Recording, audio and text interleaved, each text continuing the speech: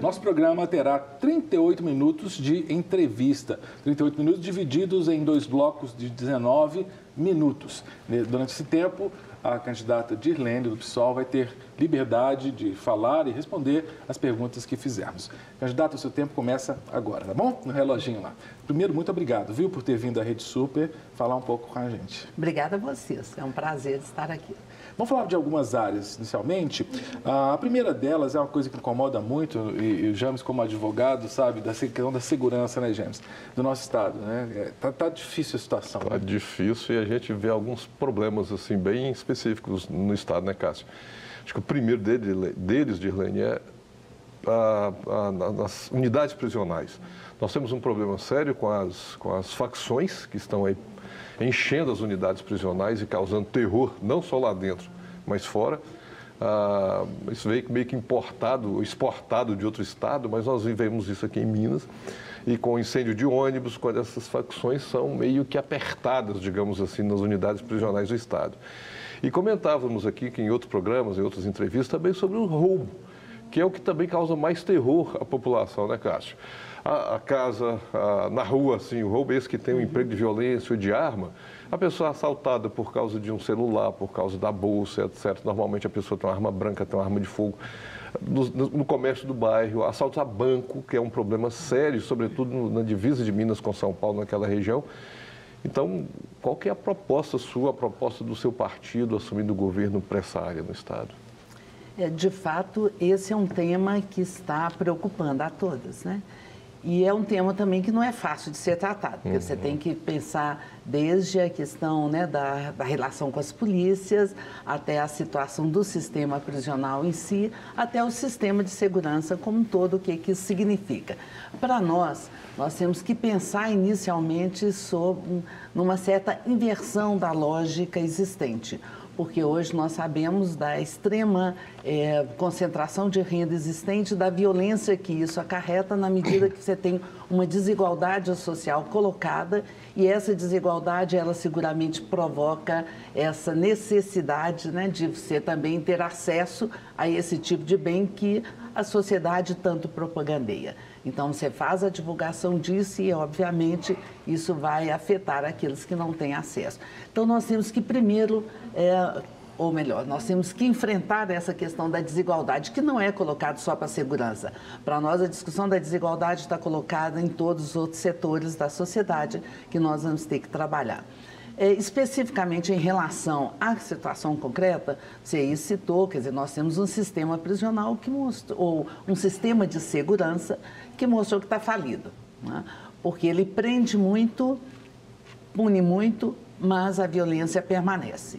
Então, você tem que pensar o que é que está acontecendo. Para nós, não adianta esse tipo de aprisionamento onde você tem uma boa parte deles. Outro dia, utilizando um dado que existe aí, eu falei 45%, disser que é fake, mas enfim, varia de 40% a 45% de quem está aprisionado ainda sequer foi julgado. Meu Deus. E isso é uma situação absurda, se você for pensar o nível dessas pessoas. E mais do que isso, quando você pega essas pessoas que estão aprisionadas, em torno de 30% delas foram presas por pequenos delitos que sequer deveriam estar lá.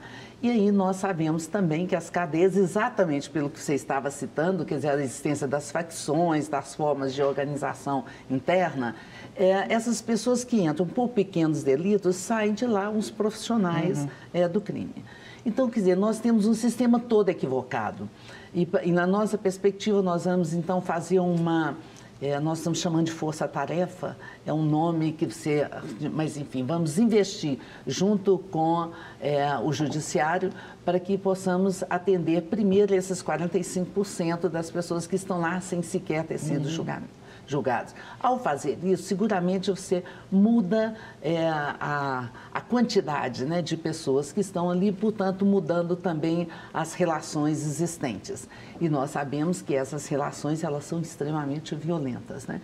Então, você pode amenizar, né, um pouco essa situação e, com isso, podendo pensar na ressocialização, que é algo também que não existe. No nosso caso do Brasil, das medições mais absurdas, onde não tem ressocialização. As pessoas saem, voltam e continuam preso porque o sistema não permite isso. Então, essa é uma questão bem imediata que você tem que fazer.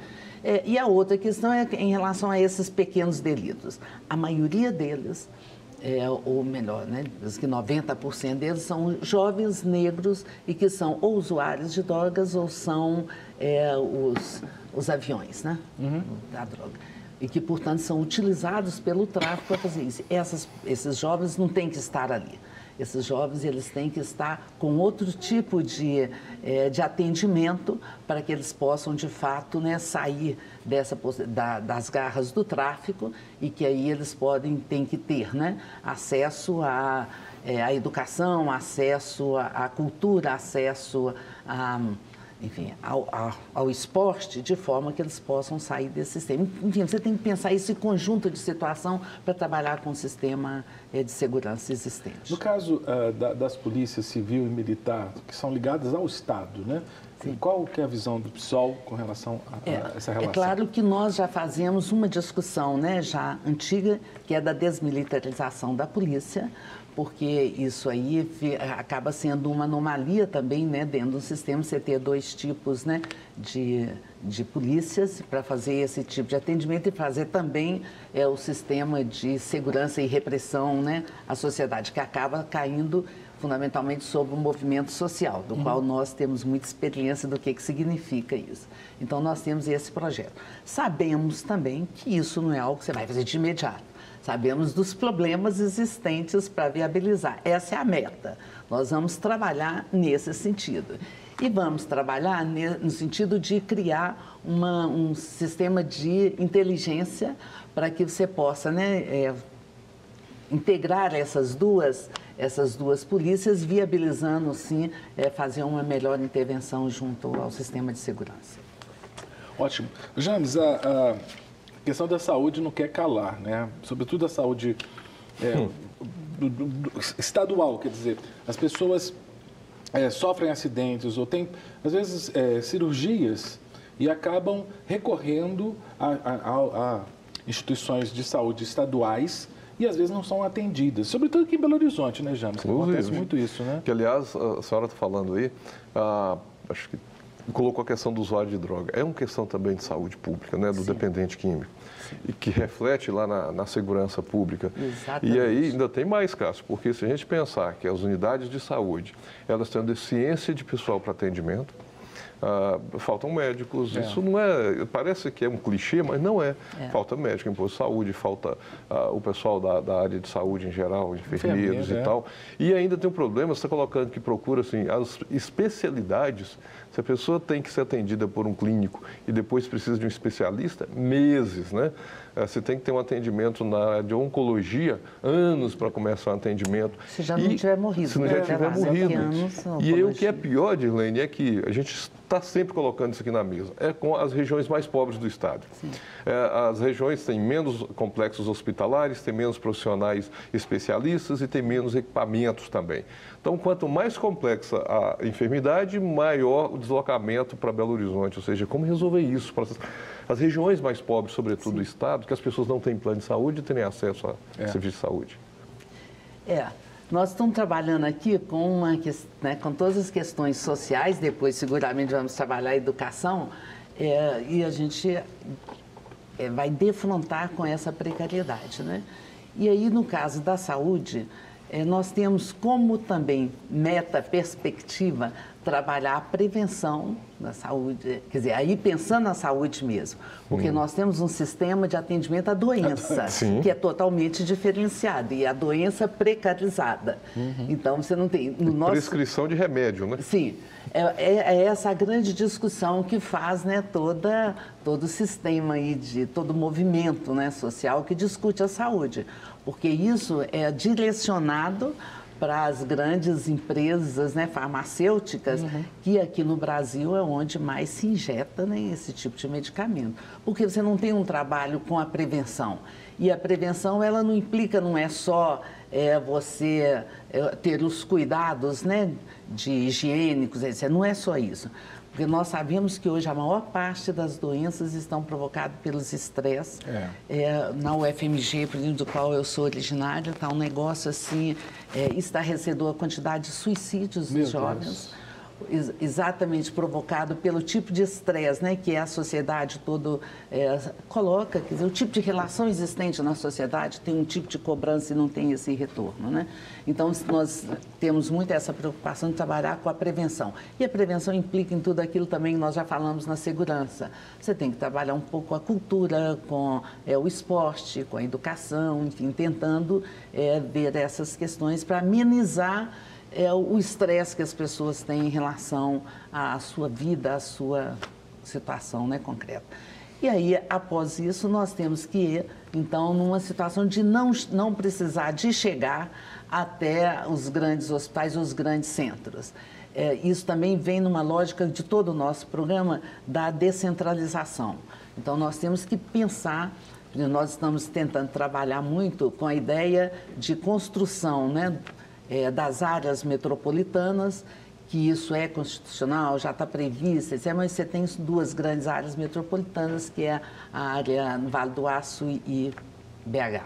Eu acho que isso é importante, porque se você constrói essa área metropolitana, você pode começar a fazer os postos, né, regionais ou médico da família, enfim, são formas de você fazer o atendimento, depois você vai para o hospital regional e depois, sim, nos últimos casos, com doenças ou com situações, né, que exigem mais atendimento, você busca o hospital central.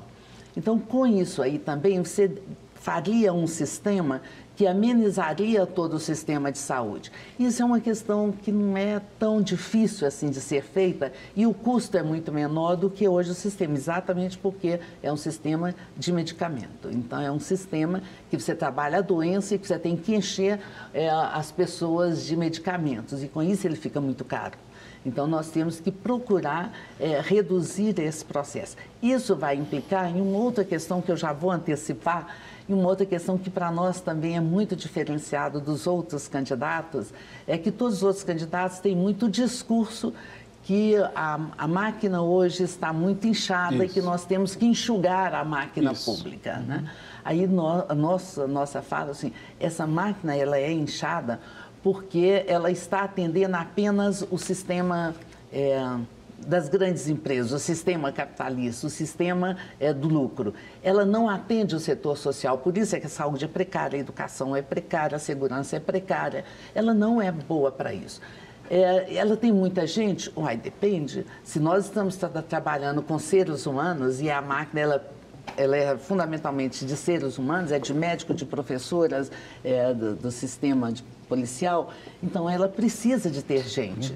E ela precisa de ter gente qualificada para poder fazer esse atendimento. Então, para nós, essa máquina, ela tem que ser muito poderosa para dar conta desses aspectos sociais. E aí, nesse sentido, ao fazer essa descentralização, você daria conta de que as pessoas locais pudessem fazer esse tipo de atendimento, reduzindo, sim, muito o custo dessa centralização, disso que tudo vem a partir de Belo Horizonte e dando mais eficiência e maior capacidade ao funcionamento da máquina. Dilene, eu sou de uma... Você quer falar mais sobre saúde? Não, pode. Não, porque eu sou de uma época, eu lembro, que eu fiz exame de admissão para entrar no colégio estadual. Eu tinha feito grupo escolar e eu queria ir para determinado colégio estadual aqui em Belo Horizonte. Eu tive que fazer exame de admissão. Tal era a dificuldade de conseguir vaga no colégio estadual. Né? E eu fico pensando... Eu também, viu? Você também fez exame claro. de admissão?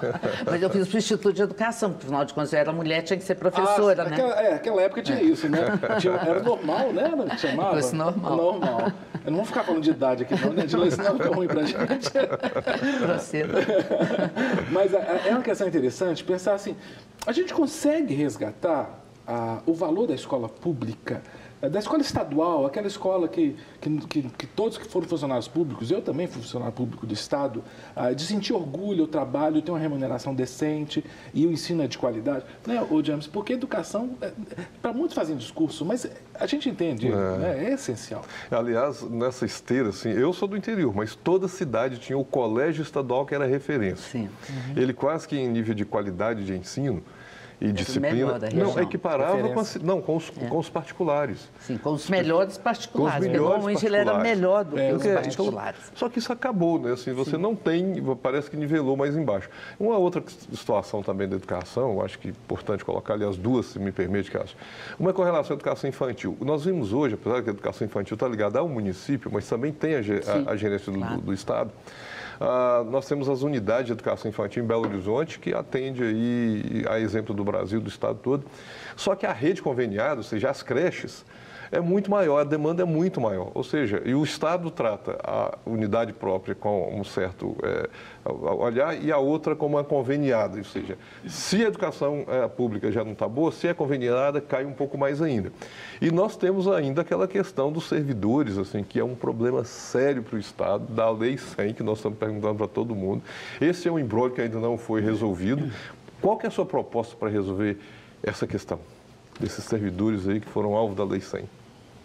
Nós vamos discutir todas as questões que vocês falaram. E são muitas, né, São muitas. Vocês foram pegando um monte de pontos, vou deixar passar alguns. Mas vou pegar a primeira qualidade da educação. Olha, nós temos uma chapa de professoras, né? Eu sou professora da Universidade Federal de Minas Gerais, aposentada. A co-governadora, né? Nós chamamos de co, porque para nós não existe a hierarquia, né? Apesar da sociedade colocar, mas para a gente seria uma co-governância. Ela é da rede pública estadual. No Senado, nós temos a Duda Salabert, que é da rede privada, né, e que é a única trans que concorre, né, ao Senado no Brasil. E temos o Túlio Lopes, que também é do Senado, que é do PCB. Enfim, todas nós e o Túlio professores, né? O Túlio da UENG. Então, nós sabemos a importância da educação. E nós sabemos mais do que isso, que a educação é o pilar, né? É aquela rede que vai encadear todo esse processo. Quando nós falamos da saúde, né? Dos cuidados, da prevenção, a educação, ela possibilita que as pessoas entendam essa importância. Com a segurança pública, né? A segurança pública que vai... Enfim, a saúde para a gente, ela é o pilar que vai dar a educação. Que vai dar a amarra a todos esses sistemas. E é claro que nós estamos falando aqui da educação pública. E a educação pública de qualidade como nós tivemos. Sim. E aí, assim, você tem uma história da educação no Brasil que é algo, assim, impressionante. Se você vai lá no início da educação, nos anos 1910, a professora primária era alguém absolutamente reconhecido dentro da sociedade, era a referência da cidade. Depois isso vai piorando e vai para o ensino secundário. Quando nós estudamos, o ensino secundário público ainda era o de melhor, né? E depois isso vai para a universidade. Então, hoje, isso chega na universidade. A destruição do ensino público, ele vai sendo gradativo. Até pouco tempo atrás, se entrar na Universidade Federal de Minas Gerais, era o que tinha de maior, né? De mais importante, porque era o que tinha de melhor. Eu acho que ainda continua sendo, sim, mas já está uma certa degradação, né, da sua qualidade, né? Isso por quê? Porque realmente a educação não é vista como esse elo que nós consideramos, né, o elo que vai amarrar tudo isso aí. E para nós é o seguinte, a ideia da educação infantil, ela vai ser agora fundamental, por algumas razões, além da importância de que já tem vários estudos internacionais que mostram que se você tiver uma boa educação infantil, os saltos posteriores ficam mais fáceis, que até 7 anos de idade é que a criança ela se constrói enquanto indivíduo e que possibilita esse crescimento. Então, a gente vai investir na educação infantil por isso, mas também porque nós trabalhamos com a questão da mulher. E para nós, a mulher, ela consegue se liberar das amarras do trabalho doméstico, se for liberada da questão de estar com os cuidados com a criança. Então, se você coloca numa educação infantil em tempo integral de qualidade, você libera a mulher para ela efetivamente poder ter uma intervenção na sociedade. Dilene, vamos fazer o seguinte, vamos dar uma paradinha. E depois nós retornamos. Então, porque eu queria ouvir, não mais negócio da Lei 100, eu era da UENG também, então eu quero saber qual que é a proposta de vocês. Então, nós vamos para um breve intervalo, o cronômetro parou, logo a gente volta com a candidata do PSOL para o governo de Minas, a Dirlene. Joia?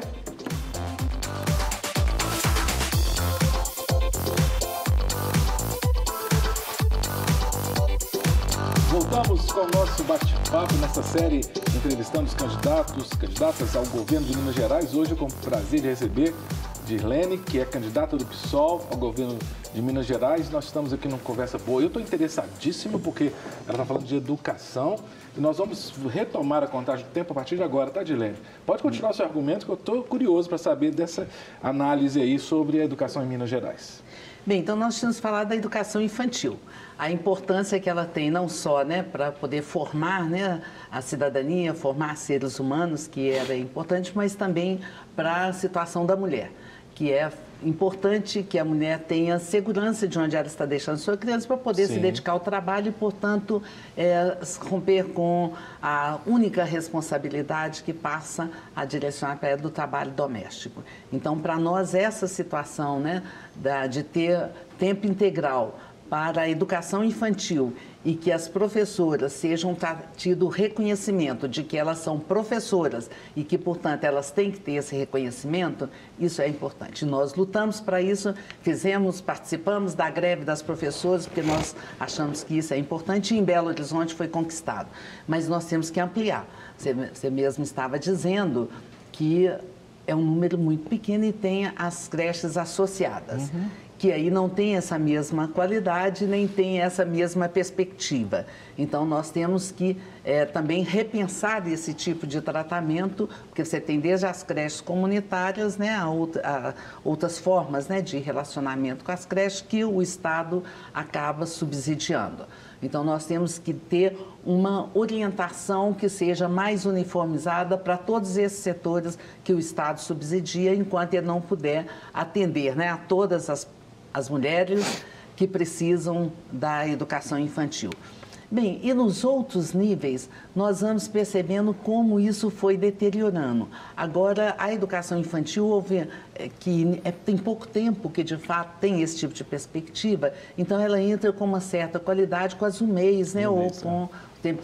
Mas a educação secundária e a UENG, que nós conhecemos bem, estão absolutamente degradadas. Que pena o Colégio Estadual ou o Instituto de Educação, né, que eram vistos como excelências, mas eram também localizados. Nós precisamos de ter isso mais universalizados, né? Então, a gente tem que fazer esse trabalho. E, para isso, é o reconhecimento das professoras e dos professores. Isso, o reconhecimento é salarial. Na medida que você paga salário de R$ 1.500 para uma professora e que depois isso é parcelado e ainda traz, etc. Quer dizer, você está dizendo para a sociedade que essas professoras não têm importância, que elas devem ser relegadas a um segundo plano. Então, isso aí para nós é fundamental, o tratamento adequado às professoras e à educação. Para nós, a educação tem essa qualidade. E no caso da UENG, tem uma situação que é especial, porque as universidades públicas, elas têm um papel diferenciado da universidade privada. A universidade privada é só repassar o conhecimento. A universidade pública, ela tem o papel de produzir conhecimento. E na produção do conhecimento, ela tem que ter integração entre ensino, pesquisa e extensão. E isso o povo fala assim, mas essas universidades são muito caras. Claro, você está fazendo ensino, pesquisa e extensão, você está produzindo conhecimento, você não está simplesmente pegando um livro, mandando que os alunos leiam e replicando aquilo que está ali. Você está fazendo com que essa juventude pensem o que elas estão fazendo. E isso não é barato. E para viabilizar que isso também tenha qualidade, você tem que pensar nos estudantes. Não adianta você dar cotas, você viabilizar cotas, se você não viabiliza que esses jovens permaneçam na escola. Para permanecer, eles têm que ter uma bolsa de pesquisa, etc. E tem que ter também a moradia estudantil. Sim. Então, quer dizer, nós copiamos um modelo internacional, mas você não dá as mesmas condições. Em qualquer modelo internacional que você vê, você tem as moradias estudantis, você tem o campus, as pessoas... Aqui você não tem isso. Então, é o seguinte, você joga para cima das pessoas, dos jovens, a responsabilidade de se manter, de estudar, de ter competência e depois de sair, encontrar no mercado de trabalho. Sem querer, ainda vamos falar um pouquinho da Lei 100, mas só pegando, porque você também é da área de economia, Dirlene, eu estudei em São Paulo, na Unesp, que é pública. O governo de São Paulo, ele tem uma parte importante do ICMS voltada para a USP, Unicamp e Unesp. Aqui na UENG, você pensa em fazer uma dedicação um pouco maior do orçamento para a UENG? Na realidade, você já tem a FAPEMIG, que tem esse papel e mais do que isso, ela tem é colocado isso na Constituição de Minas, que parte dos recursos, né, orçamentários devem ser designados para a FAPEMIG para poder viabilizar o investimento em ensino e pesquisa, certo? É extensão, né? Isso está colocado. Não é cumprido. Tá certo? Mas como nós temos N outras leis que existem que não são cumpridas. Então, assim, para nós, se nós estamos pensando na educação integral, numa educação de qualidade e universal, nós temos que trabalhar essas questões. Então, não tenha dúvida. Quer dizer, a primeira questão para nós é pagar as professoras em dia. E vamos, né, trabalhar para que não seja 1.000 e pouco, mas seja o piso nacional, no mínimo, que já é muito pouco. Que hoje seria o piso nacional do professor? Está em torno de 2.400, né? Nós temos que dar eu tenho que dar uma atualizada, porque quando eu falo número, as pessoas vão lá e checam, 2.480, é em torno disso.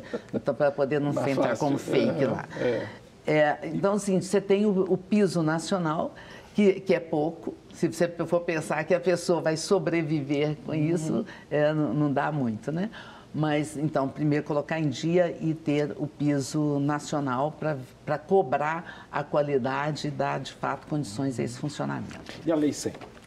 Bem, a Lei 100, nós podemos fazer toda a crítica do processo da Lei 100, né? Que o erro dela desde o início, que depois o estímulo a que as professoras e professores não fizessem concurso, enfim, foi feito tudo errado, né, em relação à Lei 100. E depois o seguinte, de novo, como é lógica de todo esse sistema de Estado, você joga para cima daquelas pessoas, né, que foram... que acreditaram, né, que elas estavam, né, estáveis, estavam garantidas no Estado e de uma hora para outra elas são alijadas desse processo e têm que se virar. Bem, para nós, é o seguinte, você podia também ter feito alguma alternativa, que era a construção do concurso público, considerando esse tempo de casa como uma forma de ponderação que poderia pesar, né, na hora da avaliação, porque tinha pessoas que já tinham 15 anos, 20 anos de casa, então não tinha muito sentido essas pessoas concorrerem, né, sem levar em conta esse tempo de casa com outros que estavam entrando. Então poderia ter sido resolvido dessa forma, o que também não foi. Agora nós já temos a maior parte dessas pessoas aposentadas, né?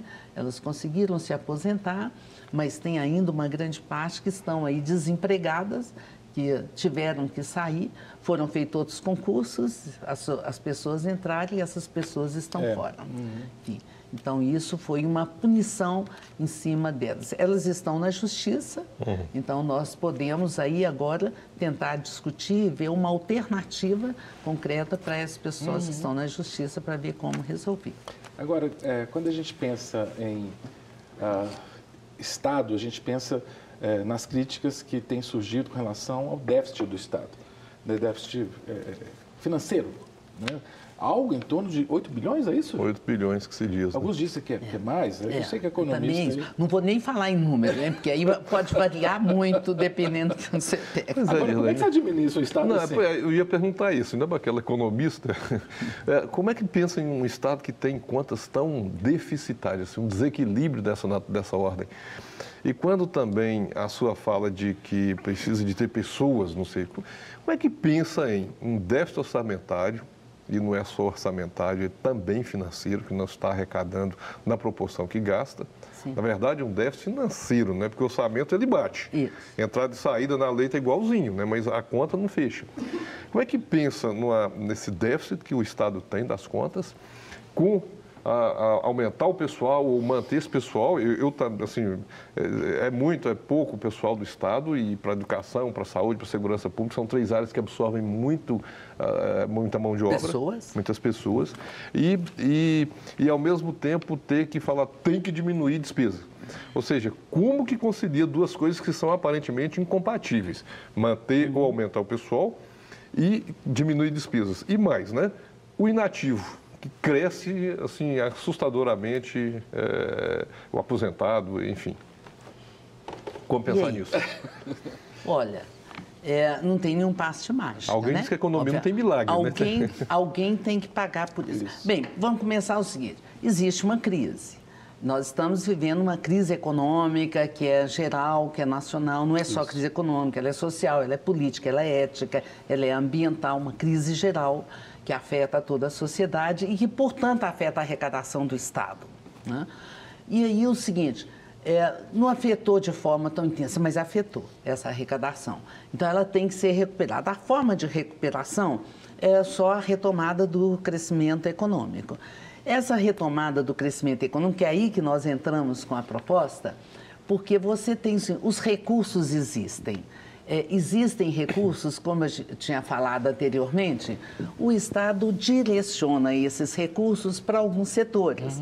Ele direciona os recursos para financiar as grandes empresas. Eu vou citar aqui 2 que para nós está sendo mais visível e todo mundo percebe com facilidade, que é, por exemplo, as empresas mineradoras e o agronegócio. Essas empresas têm recurso e, mais do que isso, elas são isentas de pagar ICMS se for direcionada a sua produção para exportação. Então, o produto dessas empresas são para exportação. E essas empresas produzem o que para Minas? Elas produzem a destruição, né? São empresas que deixam para o nosso Estado apenas destruição. Que o caso, né, das mineradoras deixa buracos, deixa a destruição que nós vimos aí da Samarco em todo o Rio Doce, matando ao longo do tempo milhares de pessoas, destruindo a vida de milhões de pessoas, né? Nós temos o agronegócio, que mata não só seus trabalhadores com os venenos, mas mata a biodiversidade da região e mata nós que estamos alimentando disso, não sabemos o resultado disso. E essas empresas não pagam ICMS e têm taxa de juros subsidiadas. Vai lá você pedir qualquer empréstimo, você vai pagar 12%, 13%, dependendo do que você quiser, mas uma empresa dessa paga de 1,5% a 3% de taxa de juros. Sim. Vai. E quem está pagando isso? Paga com os recursos do Estado, que deixa de receber para poder... Então, sim, o BDMG tem... Mais baixo que a Selic, né? Sim, são taxas de juros negativas, né, que se tem para esses setores. E aí o seguinte, se tem esses recursos, nós podemos pegar esses recursos e fazer deles outra utilização. E aí, assim, para essas empresas, nós não vamos intervir, não vamos fazer nada. É uma empresa capitalista, uma grande empresa capitalista, que na lógica do capital diz o seguinte: o capitalista tem lucro porque ele corre risco, então deixa ele correr o risco. Não vai ser o Estado que vai garantir o seu funcionamento e a sua lucratividade. Deixa as empresas funcionarem, deixa elas correr os seus riscos e vamos pegar esse recurso para poder, assim, aí sim, fazer crescer outros tipos de produção que geram emprego em massa, gera produção de qualidade, pode desenvolver, reduzindo a destruição ambiental, fazendo uma perspectiva, né, de maior integração entre as diversas produções, produzindo até o produto final, porque agora nós exportamos a matéria-prima em bruto, né? É o que nós chamamos internacional commodities, ou, enfim, você não deixa praticamente nada, né, desenvolvido em termos de investimento em trabalho aqui. Nós vamos fazer o contrário. E não vão tirar nada da cartola, não. Isso já é feito.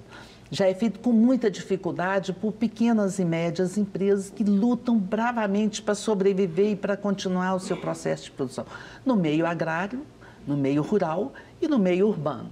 e isso já tem experiências muitas que você pode utilizar dessa experiência e retomar o crescimento com emprego, com preservação e recuperação ambiental, porque, por exemplo, o pessoal todo que mexe com siderúrgicas ou com extração mineral de minério, eles propõem o seguinte: olha, nós não vamos fazer essas grandes mineradoras mais. O que você tem de ferro sendo destruído e sendo jogado, nós vamos fazer uma reciclagem desses produtos.